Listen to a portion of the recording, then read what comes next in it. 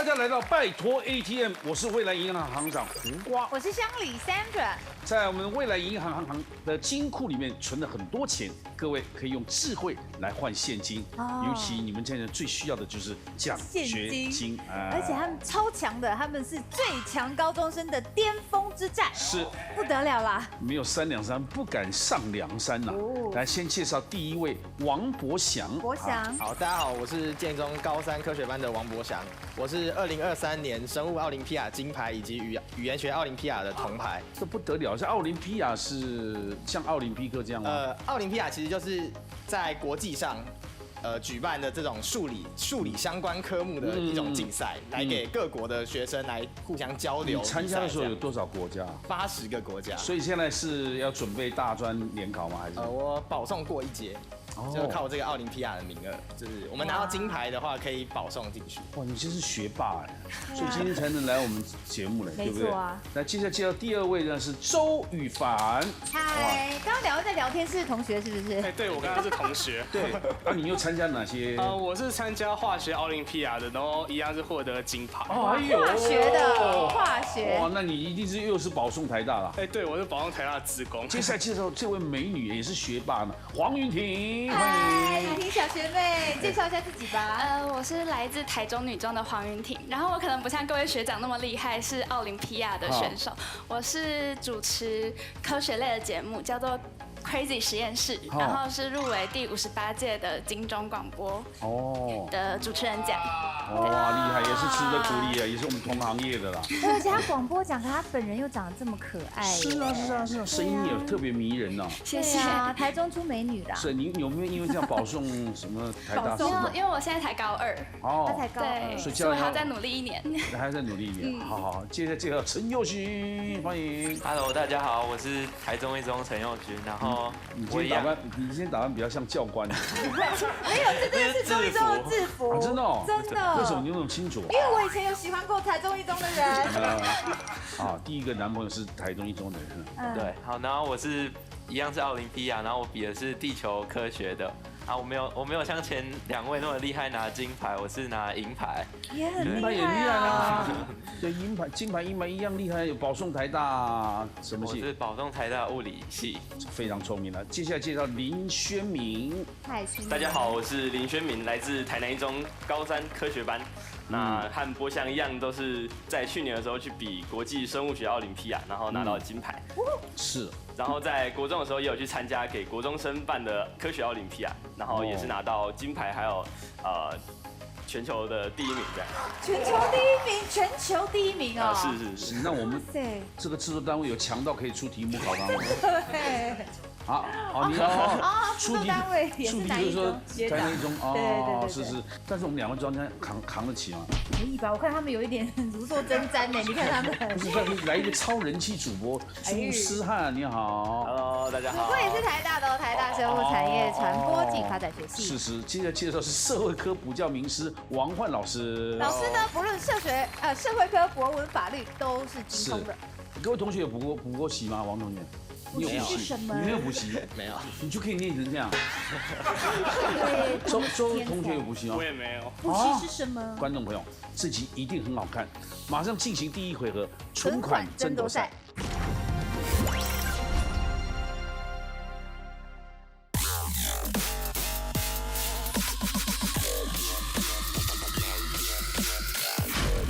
现在，请讲解这1回合的规则。欢迎5位最强高中生，请转个身看一下我们金库里面为你们准备了5万元。好，可以转回来喽。怎么累积存款呢？非常简单，一个答案代表2000元，答对一个答案就会有2000元注入你的账户当中。那这个回合5万元，抢完为止，大家加油。这一题呢，由我们朱思翰主播呢来举圈火茶。来，请出题，Sandra。好想遇到这样的老师哦。根据网络7万人声量调查，请问受欢迎的老师前10大特征有哪些？请抢答。来，我想有耐心教导学生的老师应该是非常受欢迎的。耐心，对或错？没错。哎，你举叉哎！我就说嘛，这紧张了啦！这局的专家是不可以信任的。真太紧张了。有耐心的老师对或错？没有错。哎，恭喜2000块。你们学校有没有耐心的吗？没有，我们学校老师都非常有耐心。不是吧？很社会化哎，哎。就马上这个好，慢慢训练人嘛。圆融啊。圆融。周宇凡，我觉得是幽默风趣的老师，这样讲课才有意思。幽默风趣老师对我错。没错。恭喜有2000。好，来黄同学。我觉得是温柔的老师，就是可以跟同学就是像朋友一样相处。没有错。有的。来2000。陈同学。我觉得长得漂亮的老师。他是看着我说，绝对有吧？自己把去拖堂啊，要漂亮的老师。好，对我说，高颜值老师很受欢迎哦。啊，你认为你们学校最漂亮的老师是教什么的？教英文。那这位 Sandra 老师，你应该知道的吧？哎，我如果去你们学校教书，算漂亮吗？算。怎么还要想一下？很漂亮，很漂亮。是 OK。所以他已经说出来了，有看这集英文老师应该很开心啊还这样是会让你更努力学习，对不对？对。好，林同学。我觉得教学深入浅出的老师应该会很受学生欢迎，就是可以把很困难的知识用很融入生活的方式来讲解给同学听，让同学更明白了解。来，对或错？没有错。哎，请加2000。王同学。在课业以外的地方，也可以帮助学生的老师，可能也会受欢迎。关心你的生活的。啊，你今天便当带的不好，我的便当给你吃好了。这个卤蛋帮你夹菜。哎，对我错。这个没有列在10名之内。好，没关系。来，好，周同学。我觉得是能够因材施教，因为每个学生的进度可能不一样嘛。因材施教的老师对我错。这个也没有列在里面。没有。黄同学。我觉得是教学很认真，然后会认真备课，然后准备一些活动给我们玩家。认真备课。没有错。好。哎，陈同学。我觉得会帮忙解决问题的老师可能会受到欢迎，就类似我们爸妈那样子的角色。这个没有列在10名之内哦。是。来，林同学。就是觉得在愿意在课后去听学生提问，或者是帮学生解答他们的问题，这应该会蛮受学生欢迎的。对我说。这个也没有列在里面，但刚好提到了，像朋友一样可以讨论。这刚刚前面有回答过。已经讲了，黄同学把你们答案都讲完了，所以让你们4个男生通通正。现在只剩你一个了，黄同学。我想一个，我不确定有没有在里面，但是我觉得很重要的一个是不拖堂，就是准时上课、准时下课的。这个也很重要，但没有列在前10名里面。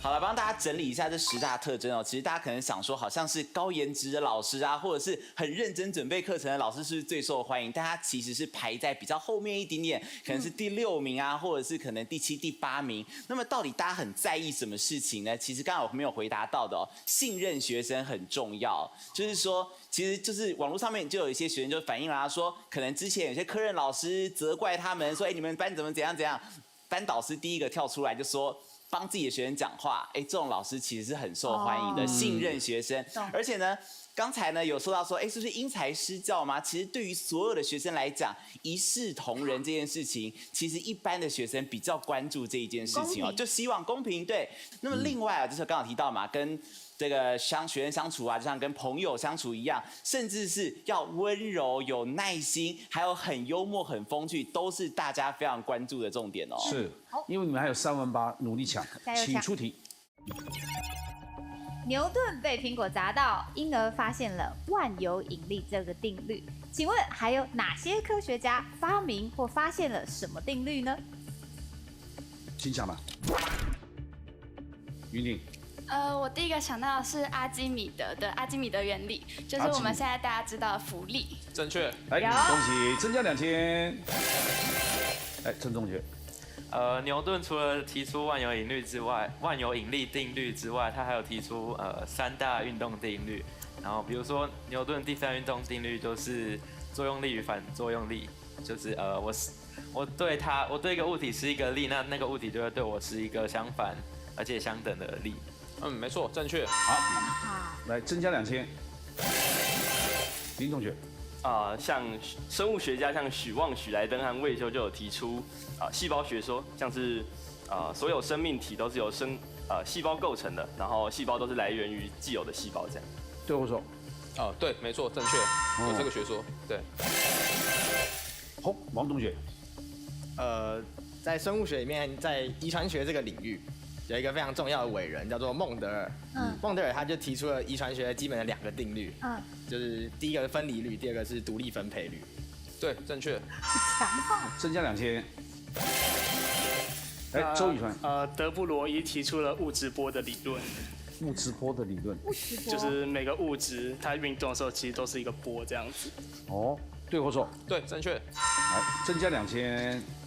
我想到，我想到是克普勒的3大行星运动定律。克普勒。对，正确。对。好，增加2000。郑同学。拉瓦杰提出的质量守恒定律。然后他就是在讲反应前后质量不变。正确，质量不灭定律。OK， 增加2000。来，婷同学。生物学家查格夫有提出著名的查格夫法则，就是细胞的 DNA 里面的含氮碱基会呈现一定的比例，那也是助于后续的科学家发现 DNA 是双股螺旋的一个重要的概念。这样。正确，DNA 的理论正确。哇！什么啊？刚刚发生什么事？我都会这样。其实他们的大概刚刚所讲那2 round 来，那个已经超越那个他们高中其实正常我认知的已经超越了。所以一说他们不正常喽。也不是，已经有一点懂太多了。在学霸面前都是正常的。他等于是台版的异能啊。对。我们要不要在这边主持？还是没有，因为你知道我们2个通常都很喜欢讲话，有没有？但我们刚刚这样搭不上话，到底他是很难聊天呢，你们。增加2000，就算听不懂也要点头。点头，好。不是，我怕观众听不懂啊，听不懂是很痛苦的一件事情啊。王同学，那个发现了双股螺旋的 DNA 双股螺旋结构的人有2个，一个是华生，一个是克里克。然后其中克里克又在后来提出了所谓分子生物学的中心法则，它是在解释从分子就是从 DNA 到 RNA 到蛋白质之间的这些关系。对我说正确，就刚刚那个 DNA 理论的延续。周宇凡。就是在化学里面有2个科学家，一个叫 Woodward， 一个叫 Hoffman， 他们提出了 Woodman-Hoffman Rule， 就是解释一种有机反应的分子轨域的排列这样子。听懂吗？听不懂。对我错，正确。哇，专家是真的听得懂，还是全部都要不要解释一下？这没办法解释的，这已经超越他刚刚其实已经讲白话文了。你知道什么样的学科最难？就是你用白话文组起来，但是你个别拆开你看得懂，但是组合起来看不懂的。他们已经进入到这个领域了。了解。来，增加2000。王同学。好，我没有像他们那么高深的，我讲一个简单的，就是爱因斯坦的相对论。对嘛。当然正确了。增加2000。破万喽。我们还是比较好相处。对嘛。来，陈同学。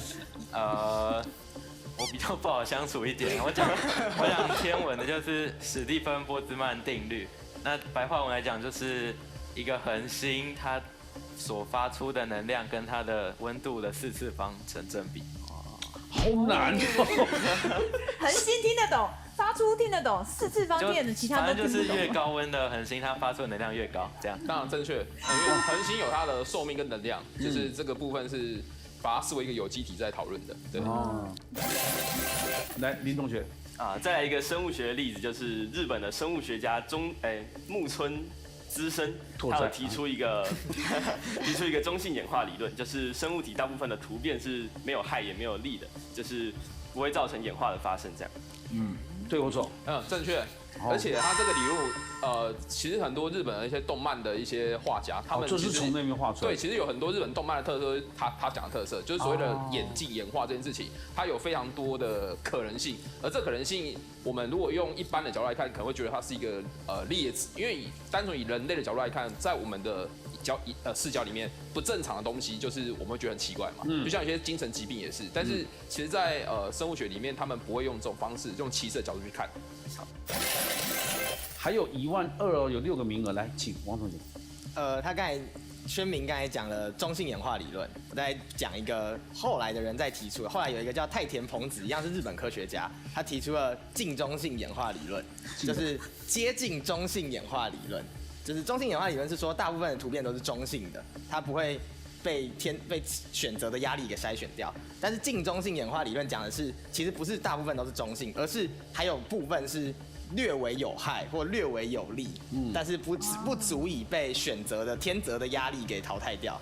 正确。好，乖乖，你知道吗？其实他们科学理论或者说科学典范，哈，我们都说典范是拿来干嘛？是拿来打破的。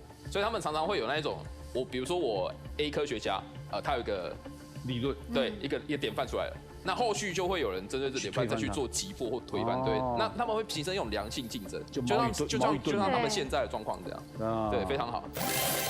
周同学，那有位科学家叫阿瑞尼斯，他提出了电解质的理论，就是以前他们是没有电解质的概念的。对我说正确，好，加2000。我都很怀疑你们人生有趣吗？我等一下，等你答完题，我再来问你好了。来，黄同学。他们说我都听不太懂，然后我不是这边专业的，但是我记得就是有一个是道尔顿的原子说，对，这应该比较简单一点，大家比较会知道。那它也是一个理论啊，对我说。正确。来，加2000。陈同学。那就讲一个在上原子说之后也会提到的定比定律，就是普鲁斯特提出来的定比定律。定比定律对我说。正确，普鲁斯特。来，加2000。剩2个名额喽，来。一样是生物的定律，就是一位微生物学家叫科霍，他提出了科霍法则，就是在鉴定一个疾病是由特定的病原体产生的时候，要用这个法则为基准去进行判断。这样。对我说。对，没错。来，请增加2000。这一集字幕要怎么上啊？你们待会要先留下来，你们讲这些定律哦。恭喜，不然呢，字幕组会很辛苦。真的很辛苦了。最后一题了，王博祥。那最后一题了，我就要讲一个语言学上面的定律。好。那在语言学中有一个定律叫格林法则，它是在解释日耳曼语族里面的辅音跟元音的转换。因为题目是科学家发明或发现了什么定律。虽然说，可是语言也是语言算一种科学，对，因为你要看广义还是狭义。比如说像我的社会科学，社会科也是一种科学啦，所以以广泛的定义来看是可以的，只是说对这个好了给过。好，从科学的角度来看啦，增加2000。我现在比较好奇，想问你，你们平常有娱乐吗？王同学，你娱乐他们肯定有，他们每天都去打太鼓，他们每天都去街上打游戏机，太快乐了。那个太鼓达人，周同学的娱乐，我的娱乐打电动咯。打电动，打电动啦。运动呢？运动方面。对啊，你们运动吗？应该男生都会打篮球之类的。是啊。对。那黄同学，你的娱乐是什么？我娱乐很多，什么？就是看电视剧啊，看小说啊，跟同学聊天啊。你看起来就比较正常一点。所以你看起来有点怪物，不敢讲。怎么他比较符合人类嘛？其他好像外星人一样啊。那陈同学，你有娱乐吗？我也是正常人，好不好？什么叫好不好？你做了哪些事情？就一样啊，就是玩电脑或者是。跟同学聊天、出去玩、看电影之类的。好，恭喜你们了哈！所以我们想很好奇嘛，除了念书，他们还有什么娱乐？对。接下来进行下一回合，赢者全拿。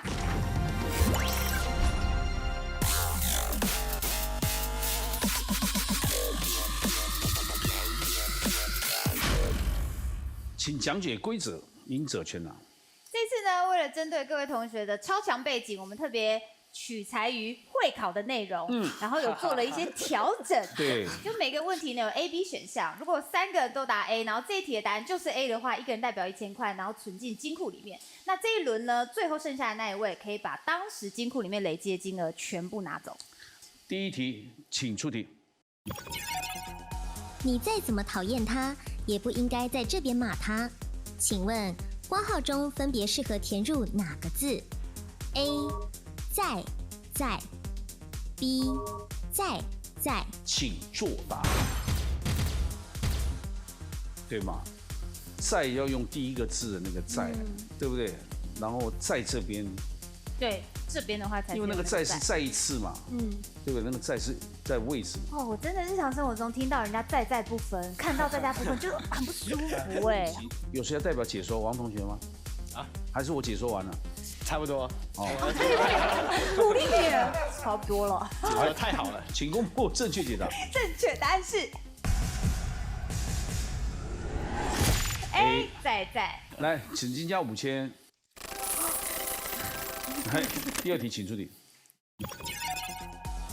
请问，学生开黄腔骚扰同学，被骚扰的人可以依据什么法律寻求权利救济 ？A. 性别平等教育法 B. 少年事件处理法。请作答。史上最快按答。对，来黄同学来讲。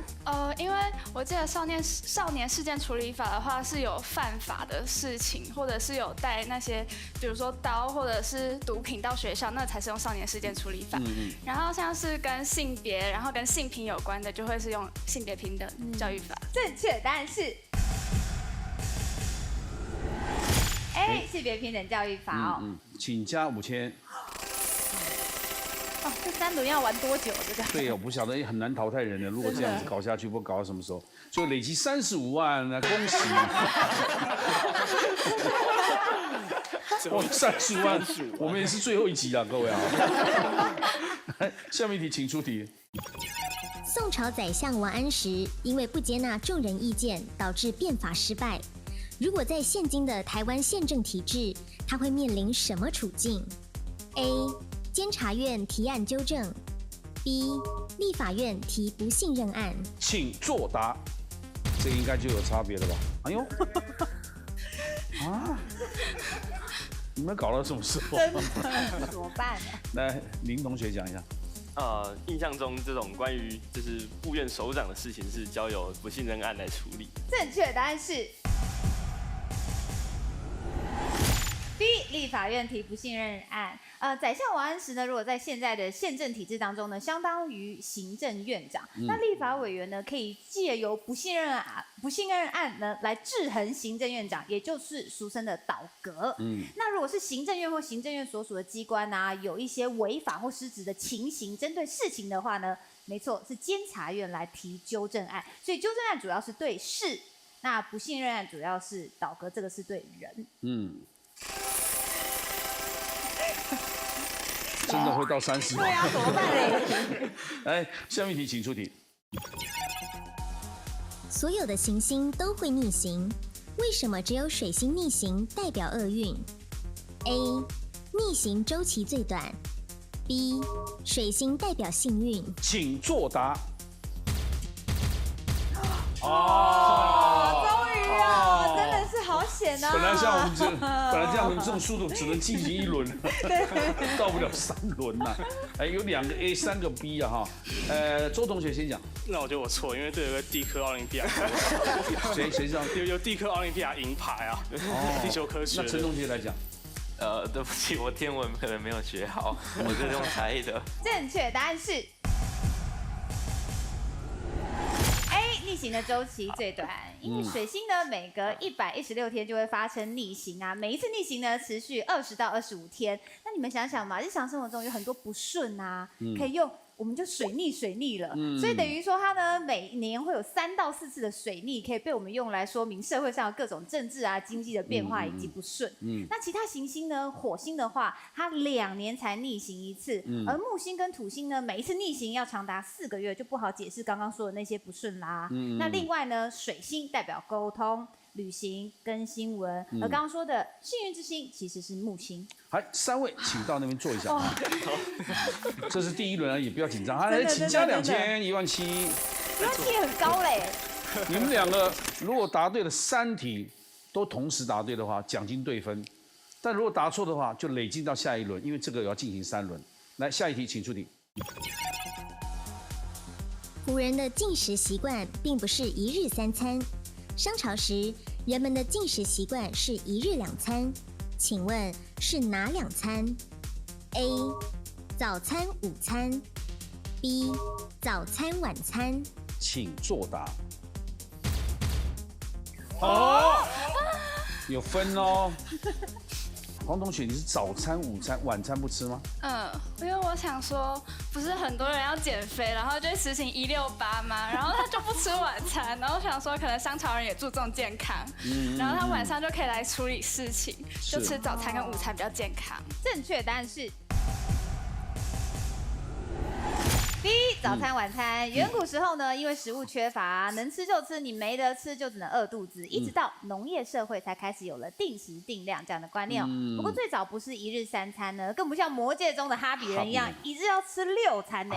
古时候的人呢，1日是2餐。那商朝的时候呢，就把一天划分为8个长短不一的时段。那其中有所谓的大食时段，有小食时段，分别在上午跟下午的时间。那对应今天呢是早餐跟晚餐的概念。对，现在的晚餐都吃得太晚去了，对啊，对不对？还有宵夜。是，好，请加1000，因为只有1个人答对嘛。18000进入谁的账户呢？陈佑勋的账户，来，请加入。这样大家看懂了啊，就是赢者全拿的第1轮，请回来吧。还很有机会哦，大家。各位同学，马上进行我们的第2轮的赢者全拿，请出题。病毒与细菌是导致我们生病的主要原因，请问病毒与细菌哪一个可以独自存活 ？A. 病毒 B. 细菌。请作答。统统选择细菌哦。那谁来说呢？王同学。其实病毒这是一个很好，这是一个很典型的例子。病毒没有被列入一般的正常生物学分类的原因，其实就是因为它必须要仰赖宿主才可以存活，然后繁衍它的后代，而没有办法在独立的环境下存活跟繁殖这样。正确答案是 B， 细菌可以独自存活。刚刚王同学讲的都对，病毒要仰赖宿主，而细菌呢，它其实有完整的，它所以内层呢同样是核酸，但它外层呢有包含着细胞壁、细胞膜、细胞质，它是非常完整的一个复杂结构，所以它也是世界上最小的生命体。请出题。请问，在英文俗语中 ，have a finger in every pie。每个馅饼都有一根手指，是指什么意思 ？A. 做事很认真努力 ；B. 多管闲事。请作答。哟，其实这个片语我没有真的听过，但是我觉得 have a finger in every pie， 如果真的要放在做事上面的话，应该是指说它涉足很多领域，但是做事很认真努力，感觉就解释不到。正确答案是。其实呢，完全可以有意象来讲。那外国人其实日常生活中是真的会讲到这个片语的，走来走去看到一个派，你就在那边指指点点，然后什么都要插手管，所以就是不受欢迎的，到处干预，凡事插手。来，请加5000。哇，这个奖金会很高啊！好，来，请出题。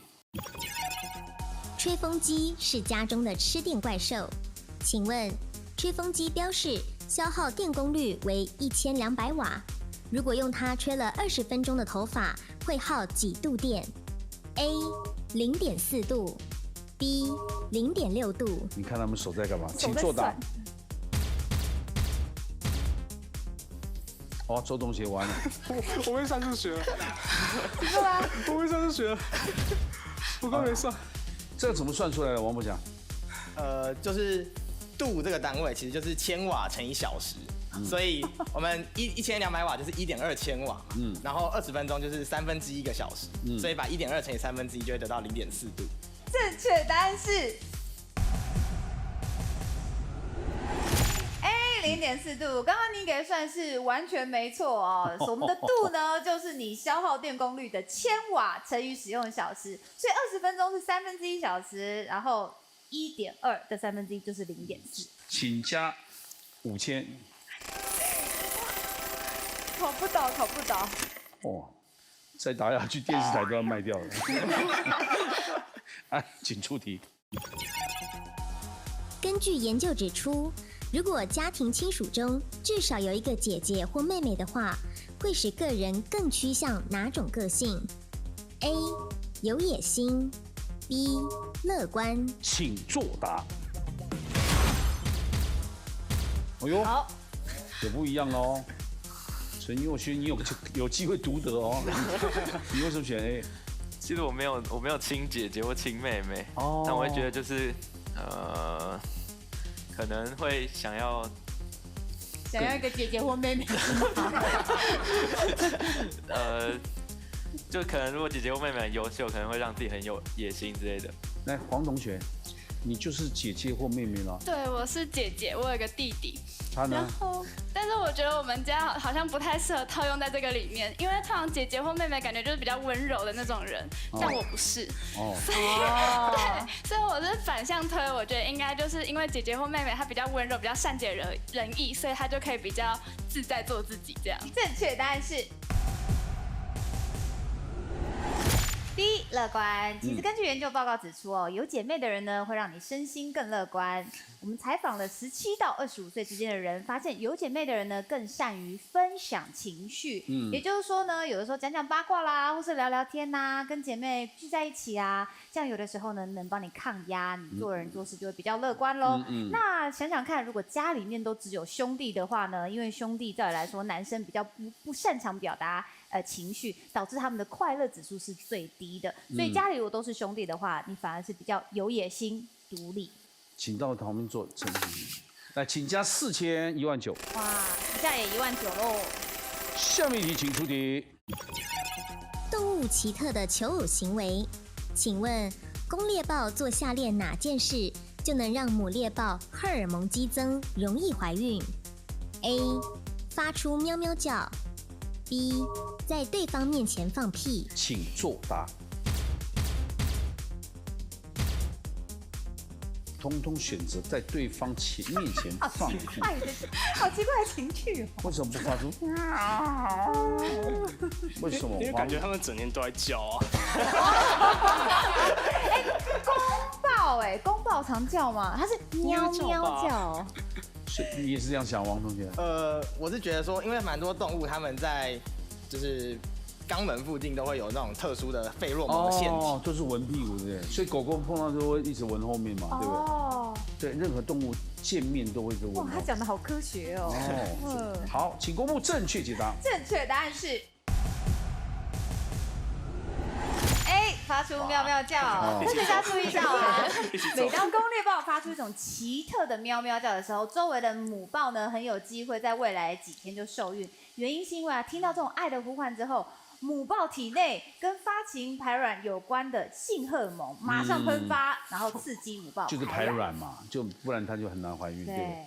这个19000入不了账，等到下一轮，赢者全拿。是，这19000还是继续累着讲，进行第3轮最后一轮了，请出题。榴莲的特殊气味，有些人觉得香，有些人觉得臭。会有不同感受，主要是由下列哪一部位所产生的 ？A. 大脑 B. 脑干。请作答。宣明来。脑干比较是控制一些基本生存，像是心跳、呼吸这些，所以关于这些闻到味道，联想的就是香还是臭，应该是跟大脑比较有关。正确答案是A 大脑，没错，脑干它是生命中枢的控，它控制心跳啦、呼吸啦、体温啊跟饮食，同时它也是反射的中枢。而大脑呢，它的负责主要的感知跟感受，所以每个人对于气味的感受不同，有人觉得臭，有人觉得不臭，其实主要是因为这个刺激呢，受到受气跟感觉神经传到大脑嗅觉区，每个人感受不同。是的，来加5000。24000。下面题请出题。近年来，通讯软体发达，大量的健康假讯息在手机群组间快速流传。这个时候更应该重视哪件事 ？A. 媒体识读的素养 B. 健康常识的推广。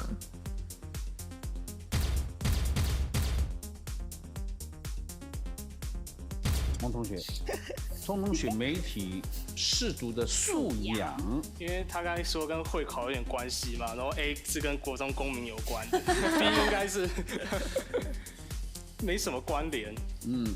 好，王同学呢？我考虑了蛮久的，但是后来想的就是健康常识的推广应该是平常就一直在做的，但是这个时候因为手机这个方便的载体突然出现，就是出现了之后，大量的假讯息开始流传，所以这个时候新应该要去重视的东西，应该就是媒体识读的素养。正确答案是 A， 媒体识读的素养。所谓的媒体的识读能力呢，是指我们要有评估网络的内容，跟判断它在媒体间传播的消息是不是有偏见，或是到底是不是可信的。我们必须要有这样子的能力。因此呢，要判断假消息，就应该要培养媒体识读的能力。是的，来再加5钱，29000。哇！下面一题，请出题。中国历史记载中，最早期的裤子是谁在穿的 ？A. 平民 B. 太监。请作答。不会一样的吧？好，请公布正确解答。正确答案是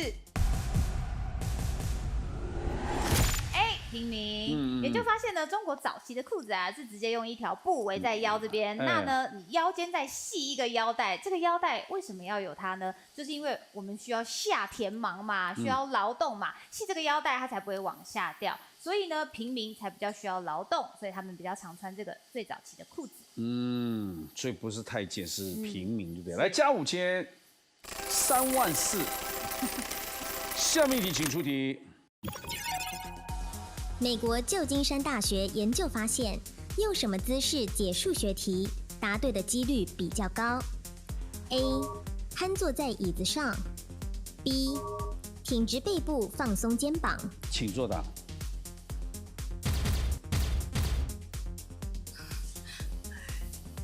哦，有出现不一样答案哦。我就自己的经验来看的话，你是挺直背部放松肩膀，瘫坐在椅子上，好像没有办法，不太有办法思考，就是想要睡觉。是，那选择 A 的林轩明，我觉得就是在解难题的时候，应该要比较放松心情，比较容易就是不会出现错误的。正确答案是 B， 挺直背部，放松肩膀。美国旧金山州立大学的一个新研究当中呢，针对了125名大学生进行了测试，有56%的学生呢表示他们坐直的时候感觉到计算数学变得比较简单，也比较快，更准确。这是因为啊，如果你瘫坐的话，其实本身呢，你的脑袋会思考非常的慢。那其实借由改变身体的姿势来影响生理心理，其实很多情况下都有这样子哦。比方说上台演讲的人，或是一个音乐家，他们常常可以一个 move 就缓解他们紧张的情绪，就是一个动作或者。来，2位请到失败区，谢谢。可惜增加3000，37000。下面一题，请出题。女生最想嫁给他。根据交友软体调查，女生最想跟哪种职业的人交往 ？A. 工程师 B. 老师。请作答。3个都选工程师，谁会想选老师？对不对？一定啊。不想要想当工程师，所以这他们好，请公布正确解答。正确答案是 A， 工程师。根据线上交友软体的创办人呢指出啊，台湾会员的交友认真程度是亚洲第一。那他们调查了女性择偶的首选职业是工程师，为什么？因为他们高收入，而且工作时间规律。3000。哇，这是他们第一次3个都答对，如果一直3个都答对，是不是也可以？3题答对分的，来请出题。时代造就不同的风俗文化，请问哪样东西现在是送礼禁忌，以前却是热门的送礼首选 ？A. 时钟 B. 鞋子。请作答。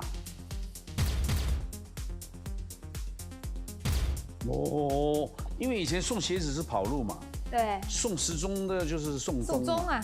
我觉得时钟可能以前是奢侈品吧，虽然现在很常见，所以我觉得时钟应该。如果你答对，就是你全赢哦。如果你答错，剩他们2个哦。正确答案是 A， 时时钟。其实，在台湾早期社会，一般人哪买得起那种特别是有钟摆的时钟啊？如果所以呢，所以在民国450年代的时候呢，台湾经济尚未起飞，那生活用品是非常受欢迎的。如果你去抽奖，当时的大奖就是电锅啦。或是时钟啦，有这种钟摆的。以前最早还有比赛是送什么呢？味精啊、酱油啊、对脚踏车这些。对，那个比较像小奖，然后脚踏车一定也是大奖。对，还有肥皂。所以呢，更有人会说什么好运的得时钟，歹运的得火柴。好运的得时钟，歹运的得灵应啊。真的有这句话啊。不是华纳会要叫得灵应哦。得灵应。对，哇，恭喜你于凡，加1000。41000，第3轮结束，41000入周宇凡账上。哇，创下有史以来最高。目前是我们目前最高，我们曾经最高是4万。伯恩的42000。进入最终决战 ，Battle ATM。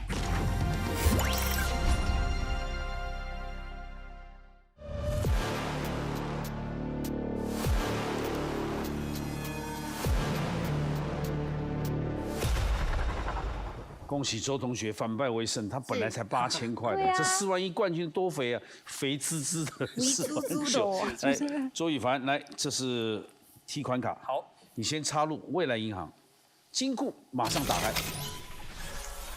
目前你挑战的是有史以来我们目前奖金最高的49000，请看2个提示，分别是总笔画46画的混在资优生里。或是总笔画32画的奥林匹亚金牌，你就想那4个字，比如混在资优生，对我来讲我是很多啦，因为我混进去，我想法会很多。这个滥竽充数啊，滥竽充数啊，鱼目混珠算吗？浑水摸鱼啊，浑水摸鱼不是。但奥林匹亚金牌那就是真枪实弹了，对不对？对。然后名副其实啊，名副其实。光耀门楣啊，所以你想清楚，你到底要选哪个当你的题目？好，那既然我是奥林匹亚金牌，那就选奥林匹亚金牌好了。好，属于自己的32画的，来，请锁住。这也真是名副其实了哦，他选好了嘛。那混在资优生里面的46画，到底有多难听呢？看一下，我们来看一下。对，真的是滥竽充数。这个鱼谁会写？这个鱼你会写吗？宇凡？我可能会写错，我觉得。对吧？对呀，准备好了吗？我们要公布你要挑战的题目了。挑战什么题目呢？请公布。你的题目是叱咤风云。哦，那这很简单啊，叱咤风云很简单。来，计时开始，来清楚。太久没写字了。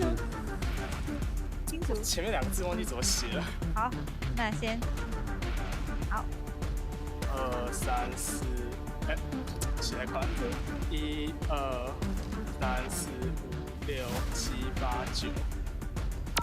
9。好，打成03。大家有重写1、2、3、4、5、6、7、8、9。好。0、9。1、2、3、4、5、6、7、8、9、10、11、12。1、2。好。是啊，都太久没写字了。先清楚吧，不然你会。好，叱咤。现在叱咤。你只剩24秒了。随便写，长得像的就写下去。天啊，脑袋是空白的。是。对。随便写，随便写。我想不到，我现在脑袋里面有赤的这个字。是。给你提示好不好？口字边，口字边。对。OK 了吗？3，哎，它多余。1、2、3，脑袋是空白的。空白的。放弃了。比国文好。好，这就是我们做这个节目的意义啦，就凸显到现在年轻人虽然非常聪明，电脑高手，可是碰到这个字就不太会写了，真的不会写，脑中一片空白哦。刺是不是这样写啊？对，对不对？对，1、2、3。你说这样？对，感觉是这样。哪吒的吒嘛，回去要被国文老师骂了。哎，可是他刚刚没写，已经是错的嘛，他没写嘛，所以不用。但是我们帮他纠正成05、06、09、12，对或错？哎，这好可惜哦。哎，谢谢，向金库说拜拜，请锁起来。可惜啊，可惜啊。49000就这样没有了呢，谢谢蓝红姐。你看，现在凸显一个情形，就是他们的学历真的很高。不过现在一般年轻人在念书的时候也都用 iPad 嘛，对不对？对啊，是不是这样？是很少在写字了吧？所以我们节目为什么提倡这个，就是希望大家多写字，就是这样，多练字，好不好？谢谢大家。晚上8点锁定，拜托 ATM 把智慧变现。